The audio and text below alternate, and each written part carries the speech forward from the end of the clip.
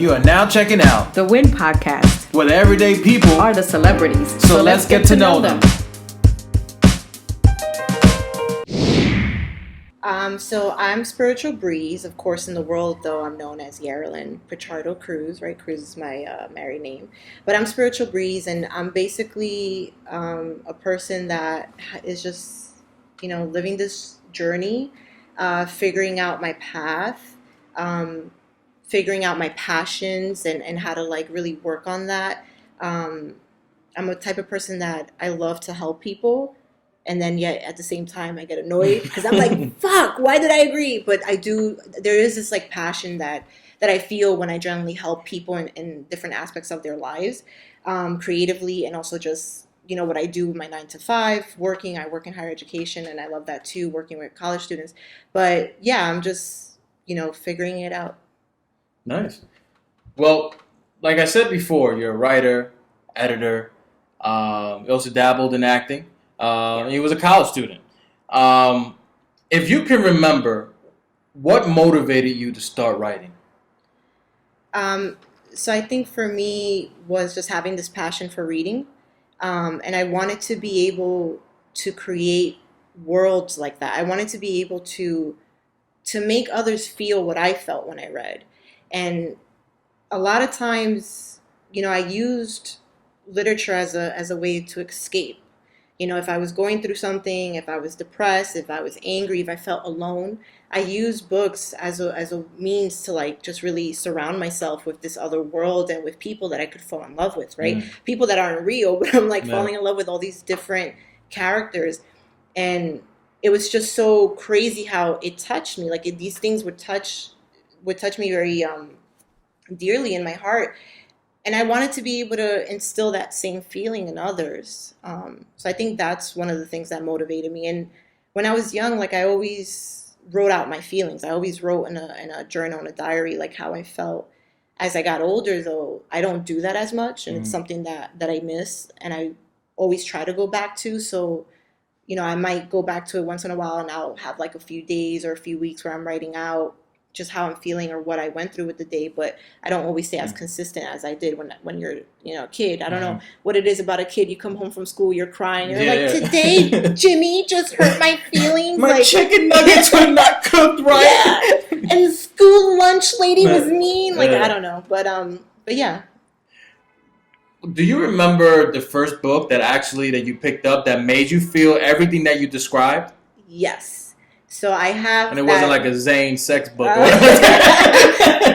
it wasn't. Though I did read those and I liked them. But so it's so funny that you asked that question because I do have that one book, and I treasure it and I'm protective about it, sharing it. But I also feel I was a kid when I read it, and I feel like if I share it now, people are like, "This is a young adult book." What do you do? But I still love it though. And I don't think there's any shame with adults reading young adult books. There's messages in there, just like there's messages in children's books and children's movies. So the book that really did it for me, because I hated fucking reading. I hated it with a passion. You remember when we were younger, they used to... I didn't read. Okay. That explains a lot. Yeah, it does. But do you remember, to get students to read, they would force you to go to that Scholastic Fair? Yeah. I used to love it and hate it because my mom never gave me money. I was the only broke ass dude. Yo, would you read? Let me read the back of that book. I was being mad at back of books. I can tell you about every book on the back of it. You did the synopsis. Yeah, I was like, that's a good one. That's about this kid who get lost in the woods, and then his family trying to find him. So I'm oh, you got it? Nah, I just read the back. So they used to force us to go to those things, right? I hated it and I loved it too. The only reason why I loved it was, my mama did give me some money. But that sometimes they used to sell candy and toys or stuff. I think they used to, So I used to love going to it, but our teacher would always make it so that we had to at least buy one book. So I was like, all right, let me just buy these 2 books because she's asking me. And I read it because we had to do a book report, and I fell in love. And when I fell in love with this book, I was like, if this book made me feel this way, there has to be other books like that. And then that's when that passion for reading started happening. What was that book? Yeah, I know, right? It's you got this big ass buildup. I know, this big ass buildup, and then people are gonna be like, really? That's the book? So it was called Legacy of Lies by Elizabeth Chandler. That's it. Yeah. You love. So like what? Like when you what was it about it that intrigued you so much? Like maybe like I feel like the first couple pages. Like what was what? So it had. So this book is considered young adult. That's the genre, but it had elements of mystery, suspense, supernatural, Mhm. and romance, which is all things that I also really enjoy. Gotcha. So the main character, of course, is this teenage girl who's adopted into this family, and she spends a summer with her adopted grandmother, who's has a terrible relationship with her adopted mother, but she goes in an attempt to get to know her grandmother, and it turns out that the adopted daughter has been reincarnated, and she was Okay. the grandmother's sister who had died young. Nice. So then there's a lot of like mystery about. I read the back of that one. Yeah, you know the back one. There's a lot of mystery about how she died and she was murdered and then like all that stuff. So Damn, you was like what 3 reading that? no, I think I was like 12 or Okay. 11. I don't remember. You mentioned that you would write in these journals. Yeah.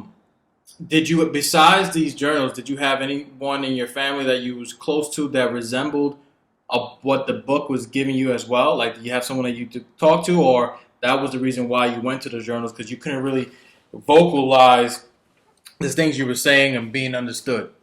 I think that's one of the reasons why I went to the journals.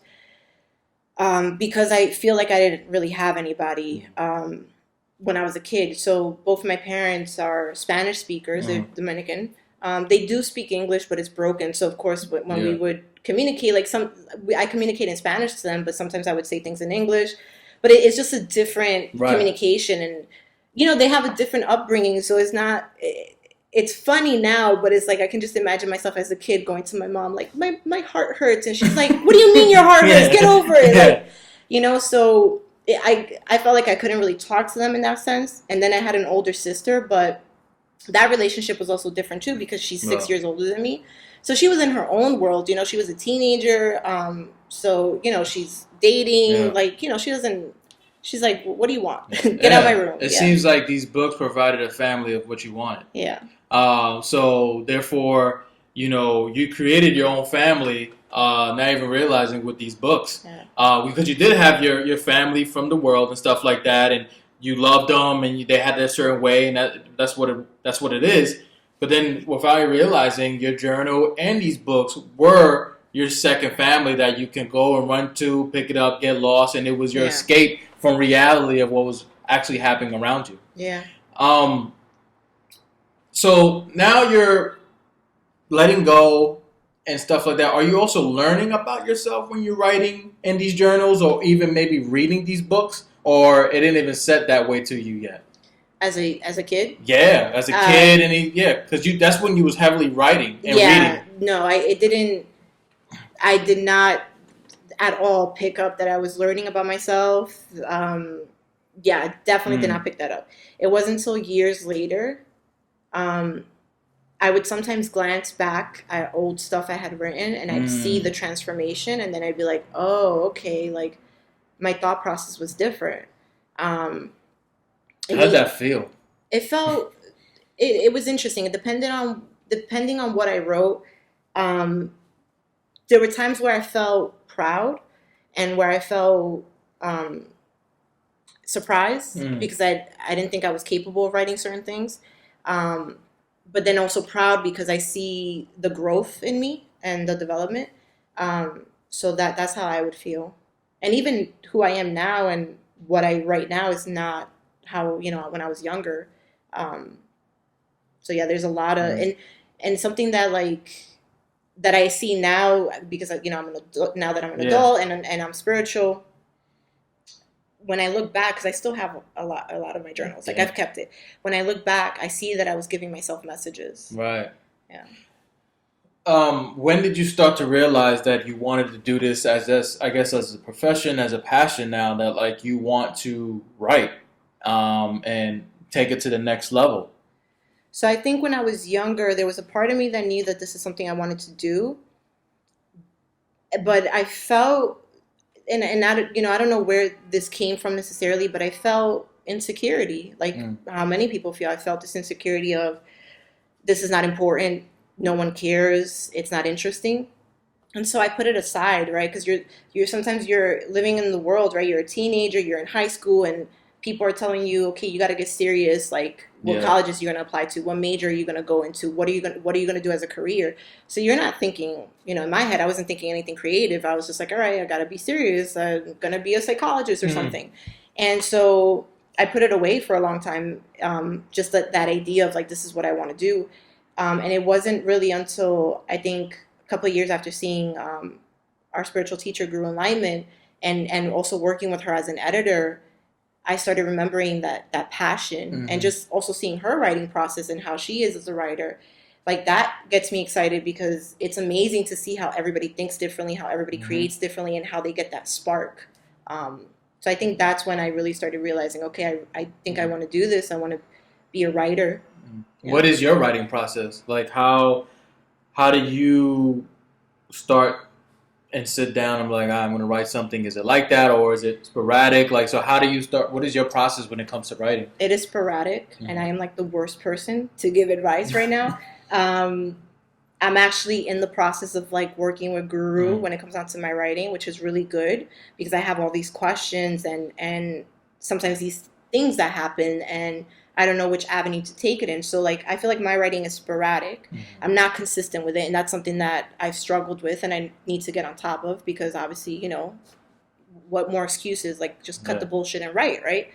So it's sporadic, and so you're like the writer who doesn't write. The writer that doesn't write, yeah. Yeah. You should watch out for my book. It's coming out in 2025. Actually, that's actually a pretty dope blank title. pages. That's actually a dope title, though. The writer who doesn't write. The writer who doesn't write, yeah. But then along that, you actually but then there's a story about how you end up actually finding your writing voice and your writing style, and you actually have something. Yeah, and that's actually something that I'm working on. So like I said, it's sporadic, but like one of the things that I had mentioned to Guru was just about how these thoughts randomly pop into my head, and there's no explanation. Yeah, there's no explanation, but there's also no. It's not like this is the beginning, this is the middle, this is the end. It's just like random, almost like I'm watching like little clips. of a story, and So she definitely was like, yeah, write that down. Obviously, those are pieces, and as you go along, you'll figure it out.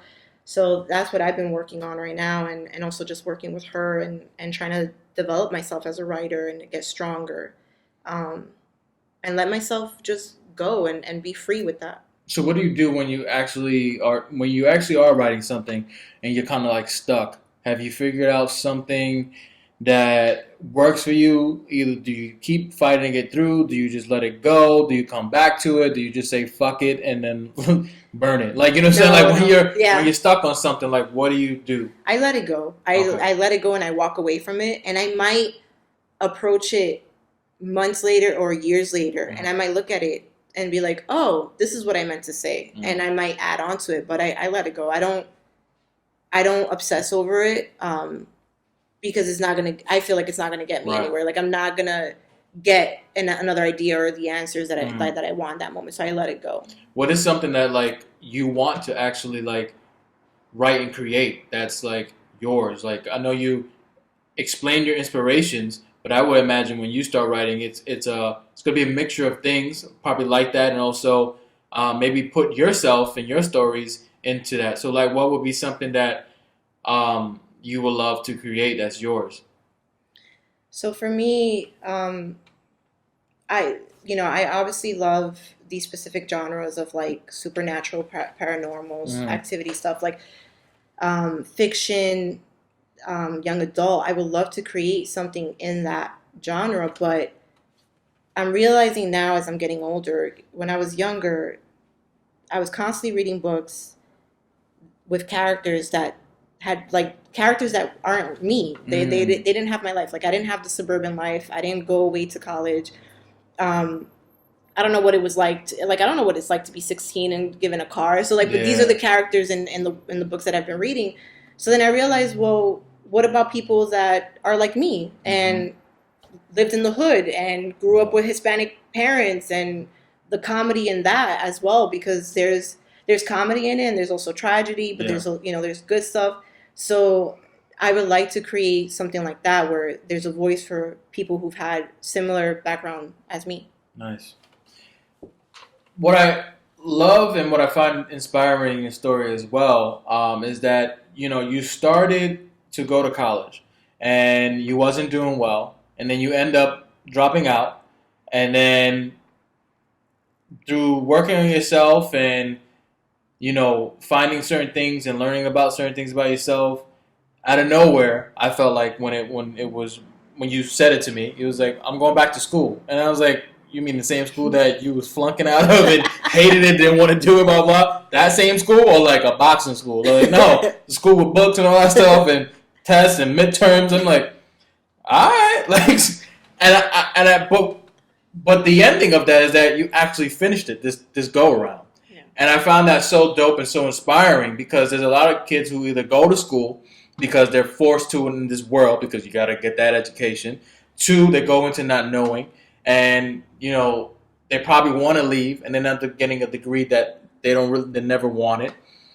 Or three, they leave and never go back to it for whatever reason. In this story, you actually did come back to it, and I want to know, like, if you could just take us down that journey of why you left the first time and what sparked the motivation now to go back and then fight through to actually finish it. Why was that so important to you?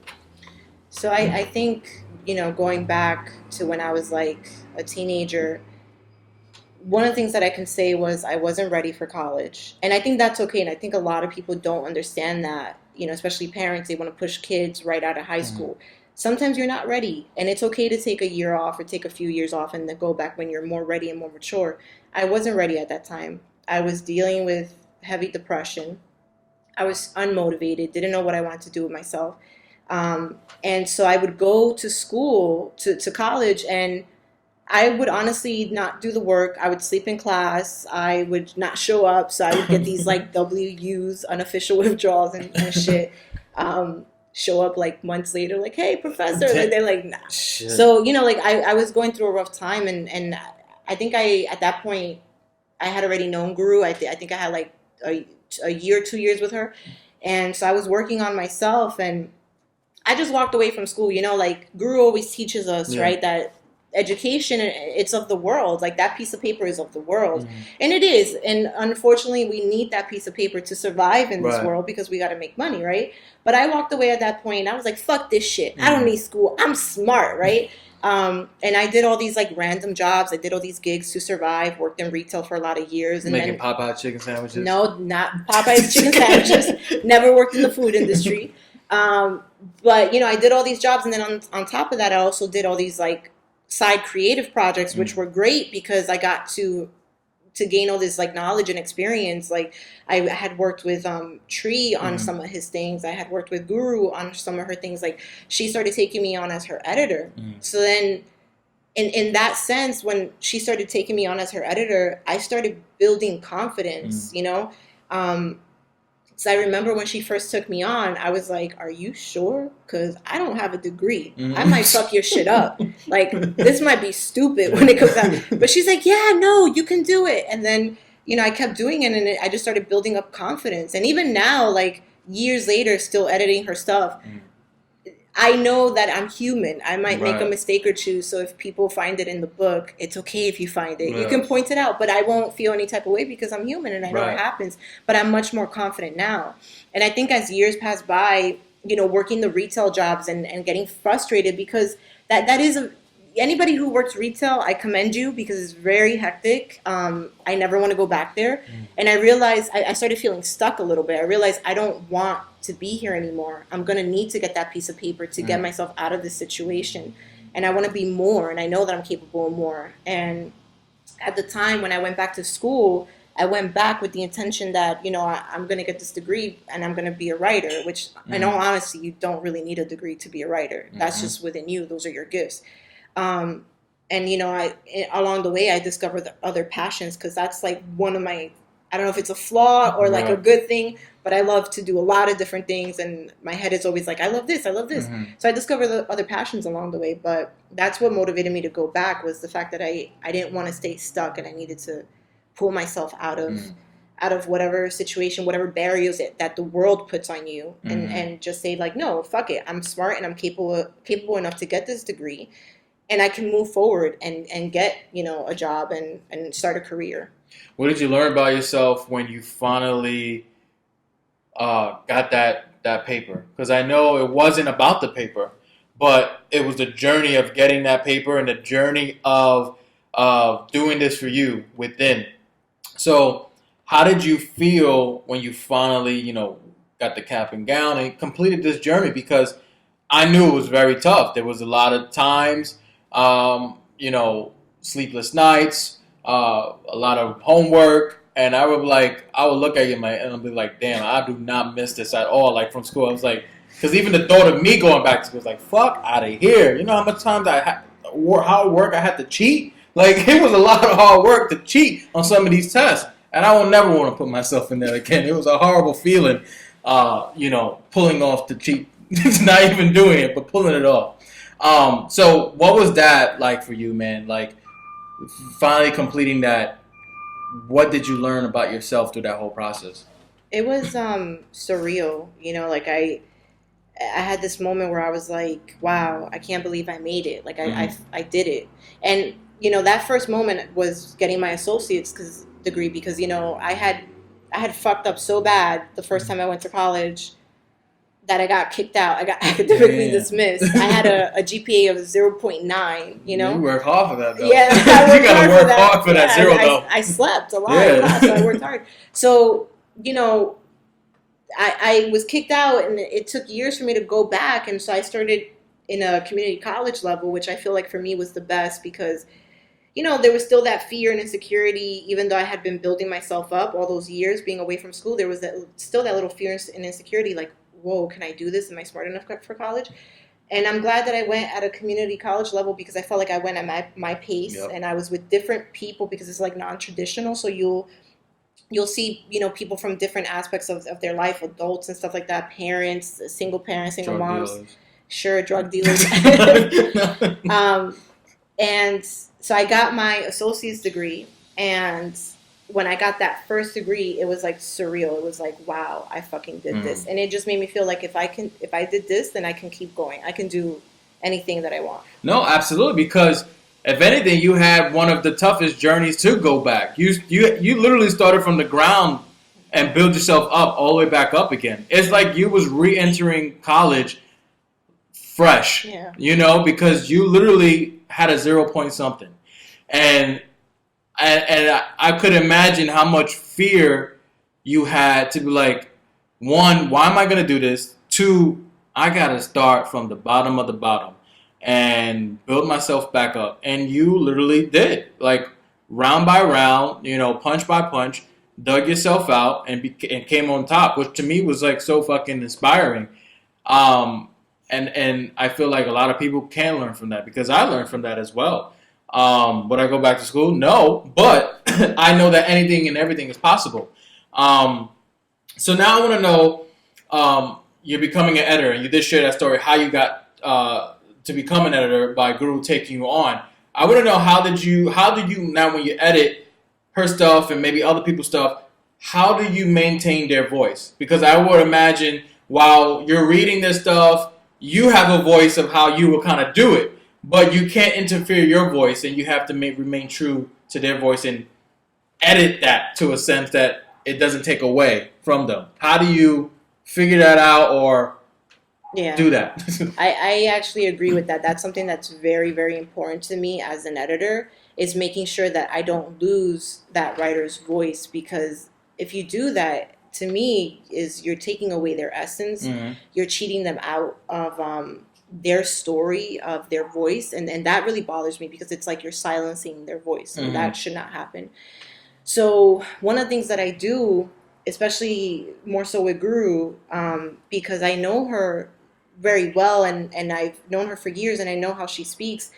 When I'm editing her stuff, like, I just let it sit with me for a while. I'll read it. I'll reread it like more than 20 times, and I'll reread it, and I just close my eyes and sometimes imagining her talking to me, so that I can hear how she's saying it.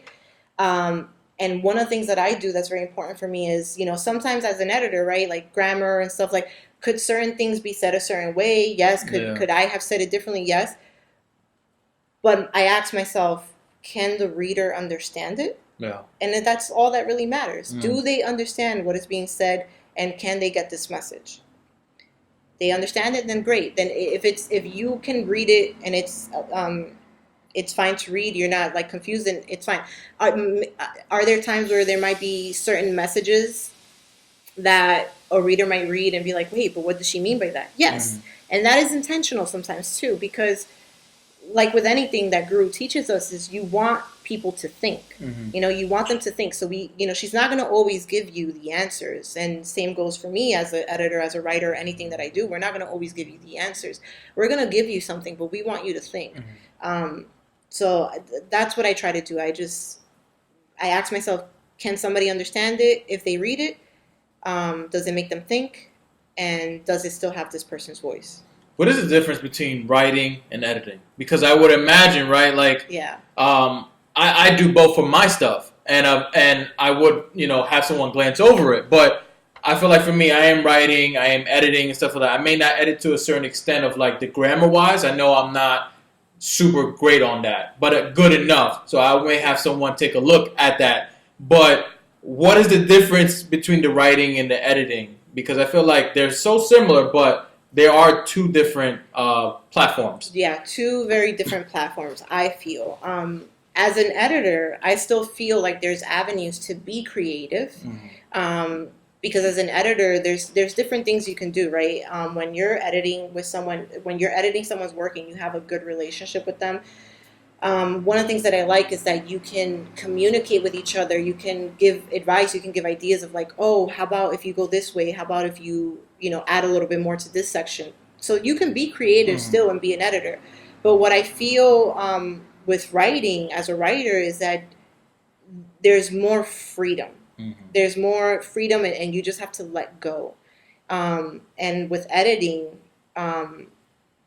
it can be more technical, right? And logical, and you're analyzing, and you're and thinking critically, and because you have to like look at everything. It's almost like you're looking at a maze or a puzzle, and breaking the pieces apart and then putting them back together. But with writing, I feel like it's almost like you're just painting freely on a canvas. What is the ultimate goal for your writing? Like, what do you see yourself 10 years from now? What do you want to accomplish with your writing? I would hope that in 10 years from now, and 10 years later when I listen to this again, I'll be like, oh, you fucked up, Breeze. You fucked up. You're sleeping. You fucked up. I would hope that 10 years from now, I will already have had a book or several books out, and not for the world. I don't need to be the next J.K. Rowling or Stephen King. Yeah. Though I would love to be at that level, but for myself, like I would hope that I can put something out, some material out for myself and for my future. Like if I have children and their children, and they see it. And something that's meaningful and that touches them and teaches them something and gives them messages. Yeah. Was your family creative at all? Or you was just this only person that pretty much have this creative mind and outlook? So I feel like when it comes to my cousins, the ones that are that I grew up with, they actually are all very creative in their own way, which I really love. You've met Kelvin Veras, who he went to Lehman, I think, and did he graduated with like a double major. He did theater and also business. So he's done some theater. He works in a theater right now as a manager of the house. Don't kill me, Kelvin. But yeah, so he has his own creativeness as well. And he's constantly doing all these little side projects in his house and like, making candles and stuff just because he wants to. And then his sister, Jennifer, she has expressed like her love of photography.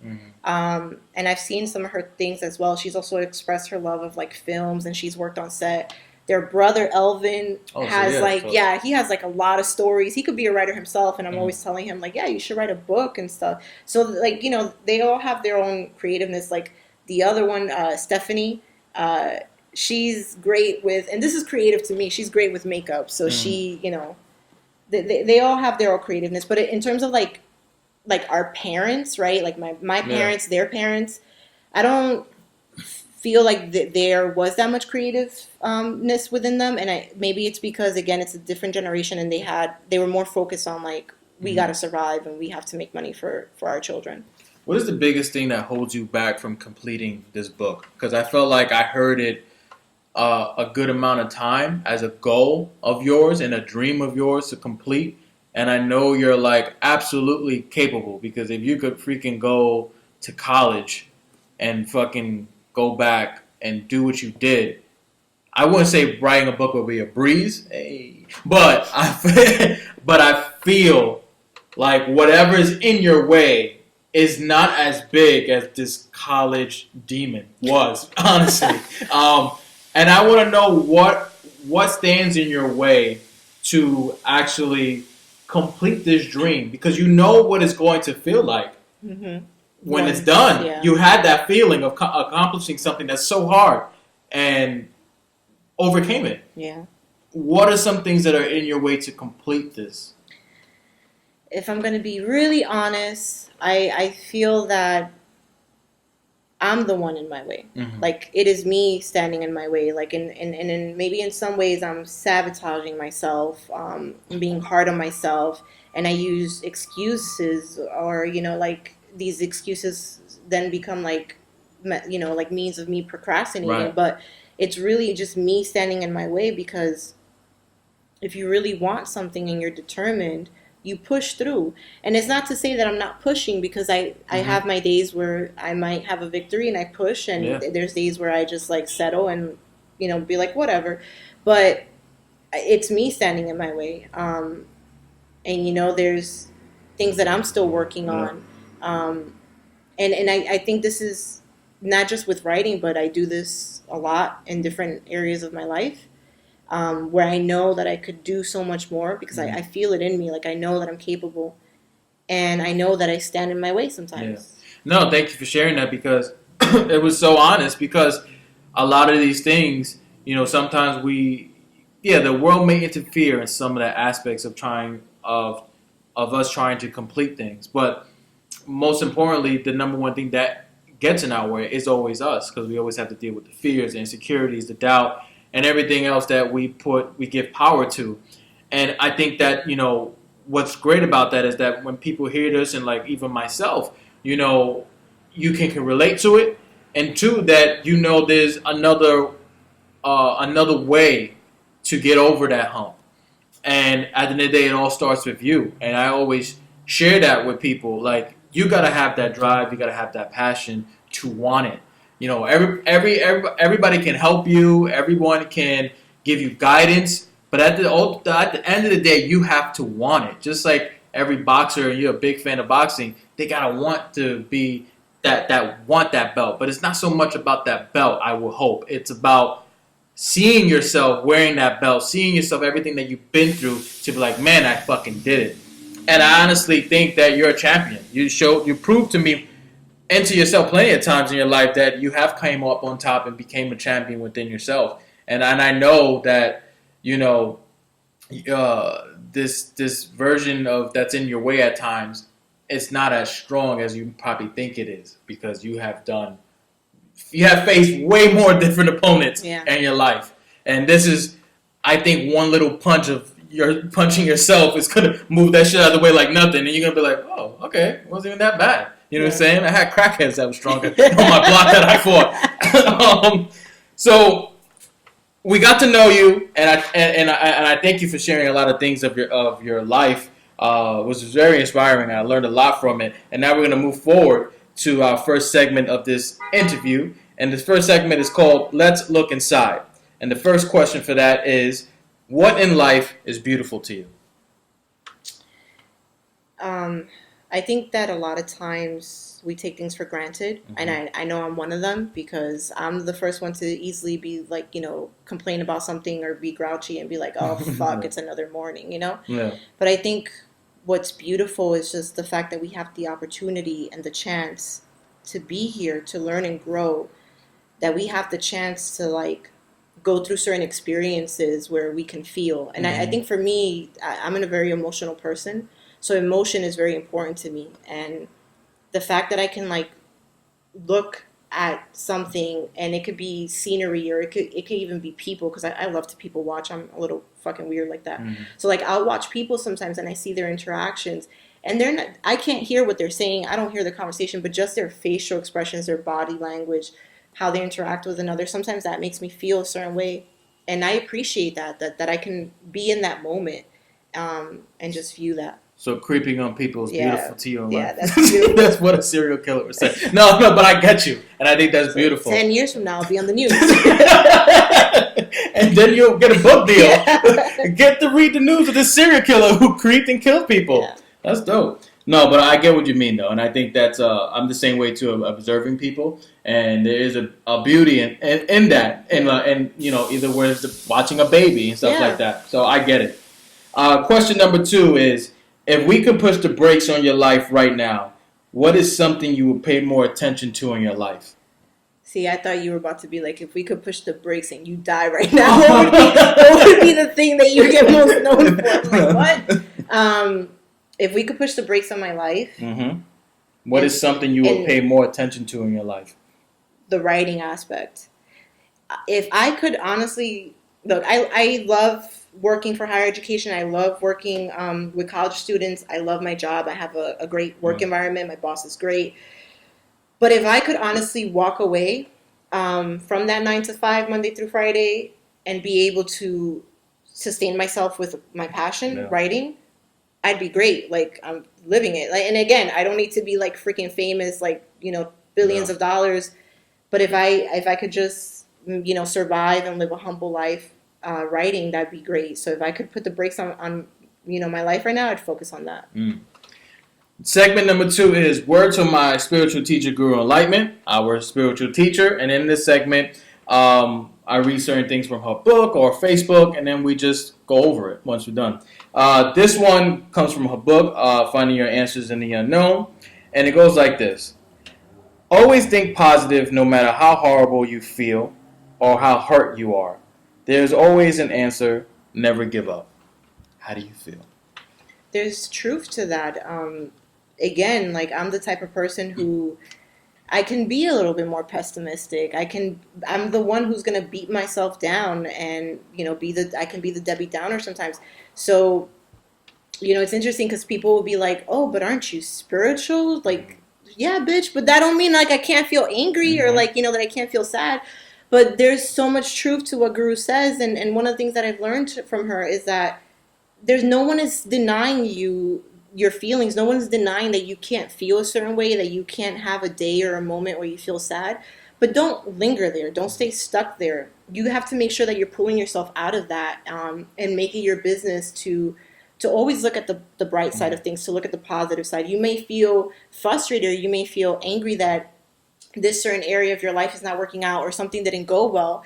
But look at what has worked out, and look at your blessings, and look how far you've come, and you know, just imagine what's coming ahead for you. And I think that's very important to just remember to be happy. I feel like I agree with you 1,000,000%, and I also feel like this relates to your life, because everything that you shared, you had ups and downs, you had hurt, you've been through the fire with the college, and a lot of other personal things in your life, and you find ways to remain positive in those things. Yeah, you have your moments where you're gonna go through it and stuff like that, but you eventually found an answer for those moments of doubt, fear, hurt, negativity, and you never gave up. I use the college thing as a prime example because that is a prime example of how you never gave up. And then on top of that, I feel like there's a message there for you to write your book, to never give up. You probably are feeling, you know, even when you had the idea of writing or attempting this thing, you probably felt all these type of things, the negative aspect of what can go wrong with this process. And then you shower yourself and get messaged by working on Guru projects, other people's stuff, your own stuff, that, yeah, things are capable of to complete it. And you do look at it as a positive way, which you need to do for this aspect of the writing of your stuff. Because there's so many positive things that you learn from these projects that you can put into your own project. And I think at the end of the day, it just nails it right on the head. Don't give that up and never give that up. Go forward and conquer this just like you conquered so many other things in your life. I agree. You are now checking out The Win Podcast where the everyday people are the celebrities. so let's get to know them.